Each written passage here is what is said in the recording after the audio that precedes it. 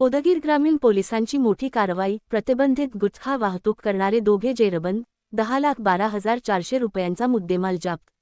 लातूर जिल्ह्यात प्रतिबंधित गुटखा आणि तंबाखूजन्य पदार्थांच्या अवैध वाहतुकीवर पोलिसांनी मोठी कारवाई करत 2 आरोपींना ताब्यात घेतले आहे. या कारवाईत 10,12,400 रुपयांचा मुद्देमाल जप्त करण्यात आला असून त्यामध्ये मोठ्या प्रमाणात प्रतिबंधित गुटखा, तंबाखूजन्य पदार्थ आणि वाहतुकीसाठी वापरण्यात आलेली महिंद्रा कंपनीची कार जप्त करण्यात आली आहे.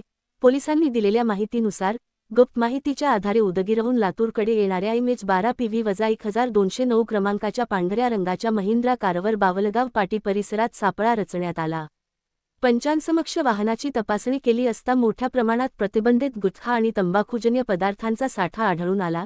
या कारवाईत सलीम बाबूमिया शेख, वय 43 वर्षे, राहणार स्वराजनगर, पाख सांगवी, तालुका लातूर, व अल्ताफ शफीक सय्यद, वय 29 वर्षे, राहणार सालेगाव, तालुका केज, जिल्हा बीड, या दोघांना ताब्यात घेण्यात आले.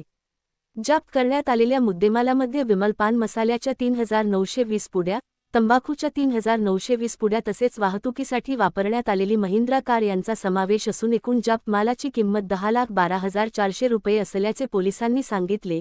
या प्रकरणी आरोपींविरुद्ध भारतीय न्याय संहिता BNS कलम 123, 274, 275, 223 तसेच अन्न सुरक्षा व मानके अधिनियमाच्या संबंधित कलमान्वये गुन्हा दाखल करण्यात आला आहे.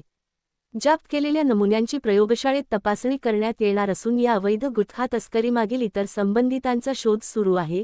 ही कारवाई पोलीस निरीक्षक दिलीप गाडे यांच्या मार्गदर्शनाखाली DB पथकातील पोलीस कर्मचारी नामदेव संतराम चेवले, सचिन नाडागुडे, राजकुमार डबेटवार, संदीप केंद्रे, लोखंडे तसेच इतर सहकाऱ्यांनी यशस्वीरित्या पार पाडली.